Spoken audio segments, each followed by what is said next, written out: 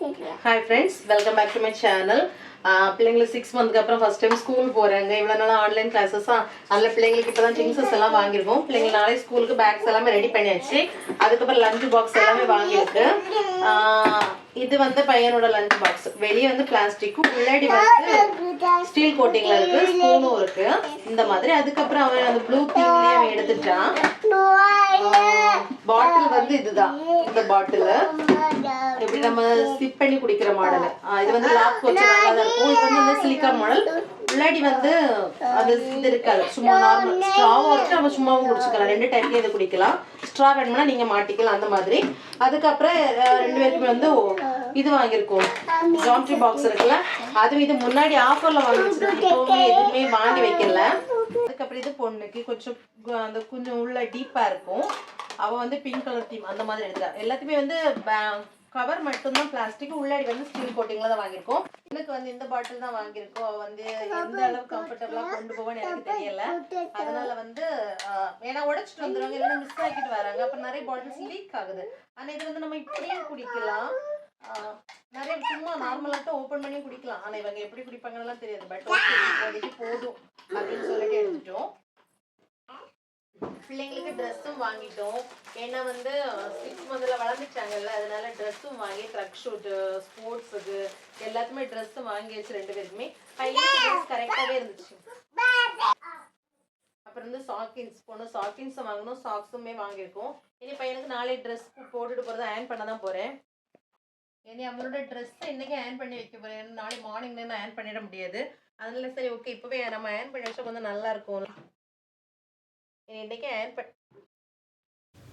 ஃபுல்லாகவே வந்து அவனோட ட்ரெஸ்ஸை வந்து ஃபுல்லாக அயர்ன் பண்ணிவிடுவேன். ஏன்னா வந்து மறுநாள் காலையிலலாம் இருந்து அயர்ன் பண்ணுறதுனா ரொம்ப கஷ்டம்.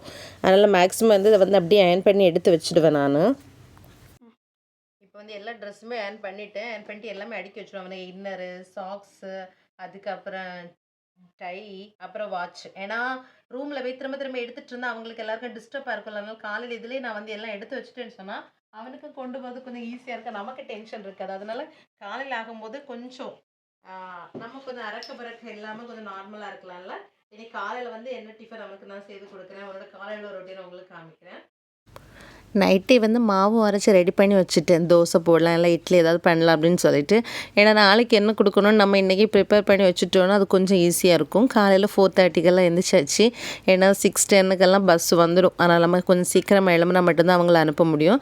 காலையில் எழும்புனா ஒரு ட்ரிங்க் குடிப்பேன். அது வந்து கொஞ்சம் ஜீரகம், கொஞ்சம் பெருஞ்சீரகம், கொஞ்சம் ஓமம் போட்டு அதை நல்லா கொதிக்க வச்சு நல்லா கொஞ்சம் சுண்டை காய்ச்சி அதை குடிக்க ஆரம்பிச்சிருக்கேன். அதோட ஹெல்த் பெனிஃபிட்ஸ் எனக்கு அது கொஞ்சம் நல்லா ஒர்க் அவுட் ஆச்சுன்னு சொன்னால் அதோட டீட்டெயில் உங்களுக்கு கண்டிப்பாக நான் சொல்லுவேன். அதுக்கப்புறமா திரும்ப வந்து இதெல்லாம் ரெடி ஆகிட்டு இருக்கும்போது பக்கத்தில் மாவும் பார்த்திங்கன்னா நல்லா புளிச்சிருந்துச்சு. இனி இதெல்லாம் நம்ம இட்லி பண்ண வேண்டியது. அதை வந்து நான் வந்து மினி இட்லியும் பண்ணுவேன், பெரிய இட்லியும் பண்ணுவேன். டெய்லி ஒரே மாதிரி கொடுத்து விட்டால் அவங்களுக்கு பிடிக்காது. அதனால் வந்து நம்ம கொஞ்சம் டிஃப்ரெண்ட்டாக தான் கொடுக்கணும். ஆனால் என்னெல்லாம் கொடுக்கணும்னு சொல்லிட்டு அப்பப்போ யோசிக்கும் போதே நமக்கு கொஞ்சம் டென்ஷன் அடிச்சிடும். நான் இந்த இட்லி பிளேட்டு வந்து ஊர்லேருந்து வரும்போது நான் வாங்கிட்டு வந்திருந்தேன். பிள்ளைங்களுக்கு கொடுக்குறது கொஞ்சம் யூஸ்ஃபுல்லாக இருக்கும். எல்லாம் பார்க்கும்போது ஓகே சின்னதாக இருக்குது, மாடலாக இருக்குது அப்படின்னு சொல்லிட்டு கொஞ்சம் சாப்பிட ஆரம்பிப்பாங்க. அதுக்காக தான் வந்து நீங்கள் வந்து அந்த பிளேட்டில் நெய்யோ இல்லை வந்து ஆயிலோ தடவிக்கலாம். நான் நெய் தடவிக்கிட்டேன். நான் குழந்தைங்களுக்கு கொடுக்கும்போது நெய் எப்படி கொடுக்கலான்னு சில நேரம் யோசிப்பேன். தனியெல்லாம் குடிக்க மாட்டாங்க. அதனால் இந்த மாதிரி தான் ஏதாவது பண்ணுறது. அதுக்கப்புறத்தே வந்து ரெண்டுமே எடுத்து வச்சுட்டு இங்கே வந்து தண்ணியும் கொதிக்க ஆரம்பிச்சிருச்சு. கரெக்டாக ரெடி ஆகிடுச்சு. அதையும் வந்து ஃபில்ட்ரு பண்ண மாட்டேது. அடியில் ஆல்ரெடி நம்ம கப்பில் ஊற்றும் போதே ஃபில்ட்ரு ஆகிடும்.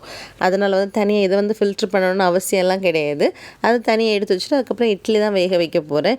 இட்லி வேக வச்சுட்டு அதுக்கப்புறம் இட்லியில் வந்து நான் சாம்பார் எதுவும் கொடுக்க மாட்டேன். ஏன்னா சம்டைம் வந்து சாம்பார் வந்து கொட்டிடுது. ஏன்னா கொஞ்சம் தண்ணியாக இருந்தாலும் அது வந்து பேக் உள்ள கொட்டிடும். அதனால் வந்து ரொம்ப சாம்பாராக ரெடி பண்ணுறது லைட்லி ரெடி ஆகணும்னு பிள்ளைக்கு வந்து பால் காய்க்கிறதுக்கு தான். டீ, காஃபி அப்படி சம்டைம் டீ குடிப்பாங்க, காஃபி குடிப்பாங்க. சில நேரம் சத்து மாவும் காலையில் காய்ச்சி கொடுத்துருவேன். எல்லாமே ப்ரிப்பேர் பண்ணி வச்சுருவேன். ஓகே ஒரு 1 வீக்குக்கு என்னெல்லாம் ரெடி பண்ணலாம் அப்படின்னு சொல்லிட்டு. இதில் வந்து பாலில் வந்து நான் பனங்கற்கண்டு தான் போட்டுட்ருக்கேன். இப்போ வந்து கிளைமேட் கொஞ்சம் சரியில்லைல்ல, அதனால சரி கொஞ்சம் பனங்கற்கண்டு சம்டைம் மஞ்சள் பொடியும் போட்டுருவேன். அது வந்து இங்கே இட்லி இப்போ ரெடி ஆகிடுச்சு. இட்லி ரெடி ஆனதுக்கப்புறமேட்டு பால் காய்க்க வேண்டியதுதான். ஏன்னா வந்து அவன் தூங்கி எழும்புறதுக்கு முன்னாடி நம்ம எல்லாமே ரெடி பண்ணி வச்சுட்டோன்னு சொன்னால் கொஞ்சம் வந்து நமக்கு யூஸ்ஃபுல்லாக இருக்கும்.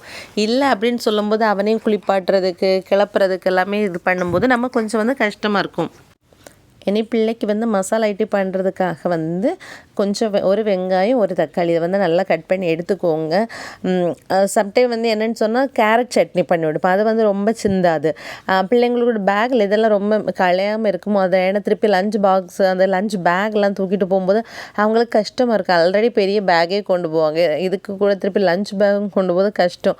அதனால் எல்லாமே வந்து பேக் உள்ளடி நான் வச்சு கொடுத்து விட்டுருவேன். அதுக்கடுத்து இதை வந்து நல்லா சின்ன சின்ன குட்டி குட்டியாக கட் பண்ணிவிட்டு ஒரு பாத்திரத்தில் வந்து எண்ணெய் விட்டுக்கோங்க. இங்கே சைடில் வந்து பாலும் பிள்ளைங்க ரெடி ஆயிடுச்சு. ஏன்னா இவன் இப்போ இடியவே எலும்பி வர நல்ல என்னமோ குட்டி பிள்ளை எலும்பி வந்துடுவான். நான் பக்கத்தில் இல்லைனாலே அவன் ஆட்டோமேட்டிக்காக மேக்ஸிமம் எலும்பி வந்துடுவான். அதனால் அவங்க எலும்பி வர முன்னாடி என்னெல்லாம் ஒர்க் பண்ண முடியும் அதனால கடன்னு ஒர்க்கை முடிச்சுட்டுருது.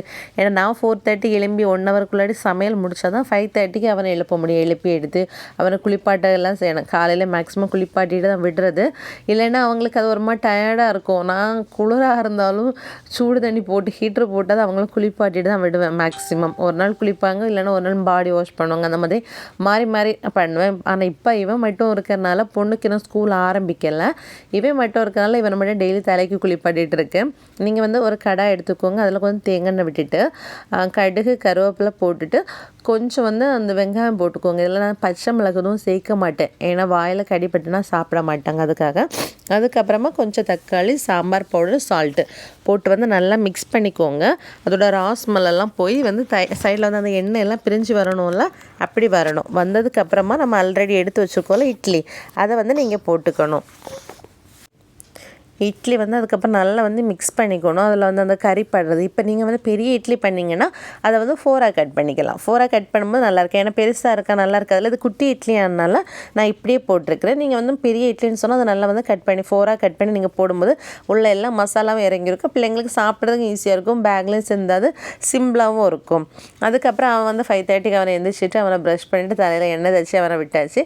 அதுக்கப்புறம் டெய்லி ஒரு எக் ஆம்லேட் கொடுத்துடுவேன். ஏன்னா வீட்டில் வந்து எப்படி சாப்பிட்றவங்கன்னு தெரியாது. அதனால் காலையிலனா சரி ஓகே கொஞ்சம் ப்ரோட்டீனாக போகும்ல, அதனால் வந்து எக் ஆம்லேட்டுக்கு எல்லாம் ரெடி பண்ணிகிட்ருக்கேன்.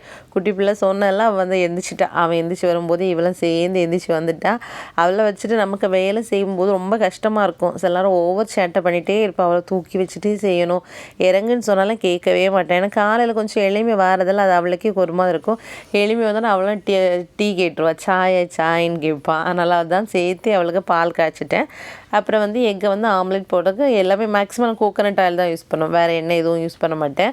வேறு பொரிக்கிறதுக்கு பப்படம் பொரிக்கிறதுக்குன்னா நார்மல் வந்து சன்ஃப்ளவர் ஆயில், அல்லாமல் வேறு குக்கிங் ஃபுல்லாகவே வந்து கோகோனட் ஆயில் இல்லைன்னா ஆலிவ் ஆயில், இது 2 தான் நான் மேக்ஸிமம் யூஸ் பண்ணுவேன். அதுக்கப்புறம் ஆம்லேட்டை வந்து இல்லை ஆனியன் எதுவுமே போட மாட்டேன். எனக்கு காலையில் அப்படி இருக்கிற போது நமக்கு போட மாட்டேன். ஏன்னா அவன் அதை கரெக்டாக ரொம்ப விரும்ப மாட்டான். இந்த மாதிரி கொடுத்தாச்சுன்னு சொன்னால் அவனும் சாப்பிட்ருவான். அதுக்கப்புறம் பிள்ளைக்கு வந்து எல்லாமே லஞ்ச் பாக்ஸில் எடுத்து ரெடி பண்ண வேண்டியதான். லஞ்ச் பாக்ஸை நான் ஆல்ரெடி காட்டிட்டேன். ஆனால் இது வந்து நான் வாஷ் பண்ணும்போது தான் பார்த்து தனியாக எடுத்துக்கலாம். அந்த ஸ்டீல் உள்ளாடி இருக்குல்ல, தனியாக எடுத்து அந்த பாக்ஸ் வந்து தனியாக வாஷ் பண்ணிக்கலாம். அது வந்து காலையில் வாஷ் பண்ணி ரெடி பண்ணும்போது தான் நான் பார்த்தேன். அதுக்கப்புறம் இட்லி, ஃப்ரூட்ஸ் எதுவும் இப்போ கொடுத்து விட ஆரம்பிக்கலை. ஏன்னா இதில் வந்து 2 தான் ரேக் இருக்கிறனால எனக்கு ஃப்ரூட்ஸ் கொடுத்து விட முடியலை. அதுக்குன்னு இனி ஒரு தனியாக ஒரு ரேக் வாங்கணும். ஒரு சின்ன ஒரு பாக்ஸ் வாங்கிட்டு தான் ஃப்ரூட்ஸ் கொடுத்து விட ஆரம்பிப்பேன். இப்போ பால் குடித்து வாயெல்லாம் ஆக்கி வச்சுட்டு அதுக்கப்புறம் அவங்க அண்ணா ரெடி பண்ணோன்னே அவனுக்கு அண்ணாவுக்கு வாட்ச்சு, அதுக்கப்புறம் எல்லாமே அவள் தான் எடுத்து கொடுத்துட்டு ஒன்று ஒன்றா. அவள் தான் அவனுக்காக எல்லாம் பார்த்து செய்வாள் காலையில் எழும்பி வரும்போது. அதுக்கப்புறம் நாங்களும் 6:05 போய் வெளியே போய் நிற்க ஆரம்பிச்சிட்டோம். பார்த்தீங்கன்னா பயங்கர வெயிலாக தான் இருக்குது காலையில். இப்போ ஹியூமிடிட்டி வேறு ஸ்டார்ட் ஆகிடுச்சு. அவனை கிளப்பி விட்டுட்டு நெக்ஸ்ட் விலாகில் வந்து அவன் ஸ்கூலுக்கு போனதுக்கப்புறம் நான் என்னெல்லாம் வேலை செய்தேன். ஏன்னா பேக்கில் பார்த்தீங்கன்னா துணி எல்லாமே இருக்குது, நிறைய ஒர்க் இருக்குது. அவன் போனதுக்கப்புறம் என்னெல்லாம் வேலை செய்கிறேன்னு சொல்லிட்டு நெக்ஸ்ட் வீடியோவில் உங்களுக்கு சொல்கிறேன். என்னோடய சேனல் உங்களுக்கு பிடிச்சுன்னு சொன்னால் லைக் பண்ணி ஷேர் பண்ணி சப்ஸ்கிரைப் பண்ணுங்கள். தேங்க்யூ.